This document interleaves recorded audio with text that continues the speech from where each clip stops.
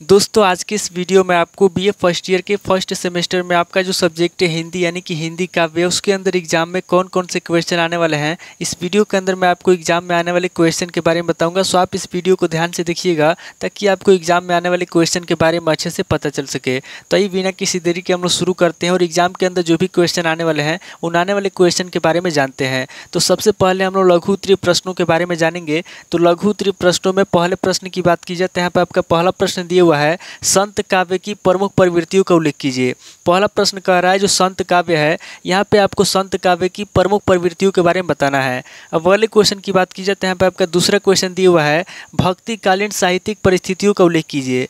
दूसरा क्वेश्चन कह रहा है जो भक्ति काल की साहित्यिक परिस्थितियाँ हैं, यहाँ पे आपको भक्ति काल की साहित्यिक परिस्थितियों का उल्लेख करना है। अब अगले क्वेश्चन की बात की जाए तो यहाँ पे आपका तीसरा क्वेश्चन दिया हुआ है, प्रगतिवादी काव्य की प्रमुख विशेषताओं का परिचय दीजिए। तीसरा क्वेश्चन कह रहा है जो प्रगतिवादी काव्य है, यहाँ पे आपको प्रगतिवादी काव्य की प्रमुख विशेषताओं का परिचय देना है।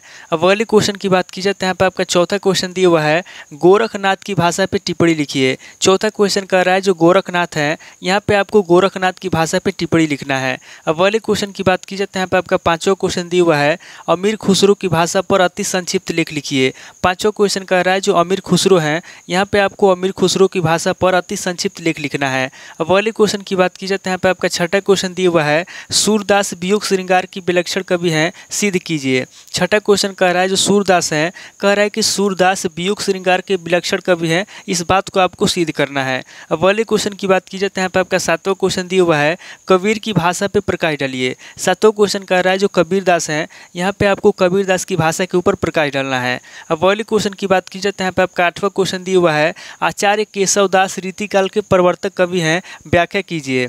आठवां क्वेश्चन कह रहा है जो आचार्य केशवदास हैं, कह रहा है कि आचार्य केशवदास रीतिकाल के प्रवर्तक कवि हैं, यहाँ पे इस बात को आपकी व्याख्या करना है। अब अगले क्वेश्चन की बात की जाए तो यहाँ पे आपका नौ क्वेश्चन दिया हुआ है, बिहारी का श्रृंगार वर्णन कीजिए। नौ क्वेश्चन कह रहा है जो बिहारी हैं, यहाँ पे आपको बिहारी का श्रृंगार वर्णन करना है। अब अगले क्वेश्चन की बात की जाए तो यहाँ पे आपका 10वां क्वेश्चन दिया हुआ है, भारतेंदु जी की काव्य भाषा पे प्रकाश डालिए।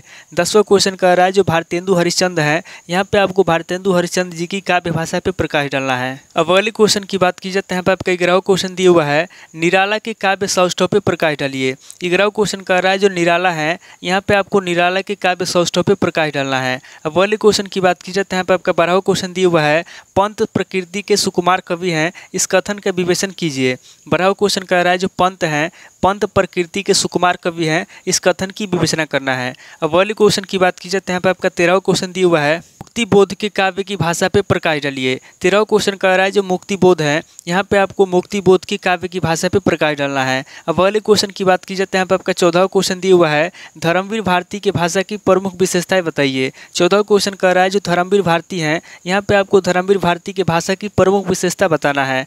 अब अगले क्वेश्चन की बात की जाए तो यहाँ पे आपका 15वां क्वेश्चन दिया हुआ है, सिद्ध कीजिए कि धूमिल जनवादी कवि हैं। 15वां क्वेश्चन कह रहा है जो धूमिल है, यहाँ पे आपको सिद्ध करना है कि धूमिल जो है जनवादी कवि है। तो टोटल आपके 15 क्वेश्चन हो गए जो आपसे लघु उत्तरीय प्रश्न के अंदर पूछे जाएंगे। अब आगे हम लोग दीर्घ उत्तरीय प्रश्नों के बारे में जानेंगे। तो यहाँ पे दीर्घ उत्तरीय प्रश्नों में पहले प्रश्न की बात की जाए तो यहाँ पे आपका पहला प्रश्न दिया हुआ है, सांस्कृतिक दृष्टिकोण से रीति काव्य का मूल्यांकन कीजिए। पहला प्रश्न कह रहा है जो सांस्कृतिक दृष्टिकोण है, यहाँ पे आपको सांस्कृतिक दृष्टिकोण से रीति काव्य का मूल्यांकन करना है। अब अगले क्वेश्चन की बात की जाए तो यहाँ पे आपका दूसरा क्वेश्चन दिया हुआ है, प्रगतिवादी की विशेषताओं पे प्रकाश डालिए। दूसरा क्वेश्चन कह रहा है जो प्रगतिवाद है, यहाँ पे आपको प्रगतिवाद की विशेषताओं पे प्रकाश डालना है, यानी कि प्रगतिवाद की विशेषता के बारे में आपको बताना है। अब अगले क्वेश्चन की बात की जाए तो यहाँ पे आपका तीसरा क्वेश्चन दिया हुआ है, विद्यापति प्रेम और सौंदर्य के कवि हैं, इस कथन की साधारण समीक्षा कीजिए। तीसरा क्वेश्चन कह रहा है जो विद्यापति हैं, कह रहा है कि विद्यापति प्रेम और सौंदर्य के कवि हैं, इस कथन के उदाहरण से समीक्षा करना है। अब अगले क्वेश्चन की बात की जाए तो यहाँ पे आपका चौथा क्वेश्चन दिया हुआ है, सूर्य के वात्सल्य और श्रृंगार वर्ण की विशेषताओं का निरूपण कीजिए। चौथा क्वेश्चन कह रहा है जो सूरदास हैं, यहाँ पे आपको सूरदास के वात्सल्य और श्रृंगार वर्ण की विशेषता बताना है। अब अगले क्वेश्चन की बात की जाए तो यहाँ पे आपका 5वां क्वेश्चन दिया हुआ है, किसी की भक्ति भावना पे प्रकाश डालिए। पांचवा क्वेश्चन कह रहा है जो तुलसीदास हैं, यहाँ पे आपको तुलसीदास की भक्ति भावना पे प्रकाश डालना है। अब अगले क्वेश्चन की बात की जाए तो यहाँ पे आपका छठा क्वेश्चन दिया हुआ है कबीर के समाज सुधारक रूप की सुधारण विवेचना कीजिए। छठा क्वेश्चन कह रहा है जो कबीरदास हैं, यहाँ पे आपको कबीरदास के समाज सुधारक रूप की सुधारण विवेचना करना है, यानी कि उदाहरण सहित आपको व्याख्या करना है। अब अगले क्वेश्चन की बात की जाए तो यहाँ पे आपका सातवां क्वेश्चन दिया हुआ है बिहारी रीतिकाल के प्रतिनिधि कवि हैं, प्रमाणित कीजिए। सातवां क्वेश्चन कह रहा है जो बिहारी हैं, यहाँ पे आपको प्रमाणित करना है कि बिहारी रीतिकाल के प्रतिनिधि कवि है, इसको आपको प्रमाणित करना है। अब अगले क्वेश्चन की बात की जाए तो यहाँ पे आपका आठवां क्वेश्चन दिया हुआ है घानानंद के बीरवर्ण की विशेषताओं का उद्घाटन कीजिए। आठवां क्वेश्चन कह रहा है जो घानानंद है, यहाँ पे आपको घानानंद के बीरवर्ण के बारे में बताना है और उसकी विशेषताओं के बारे में बताना है।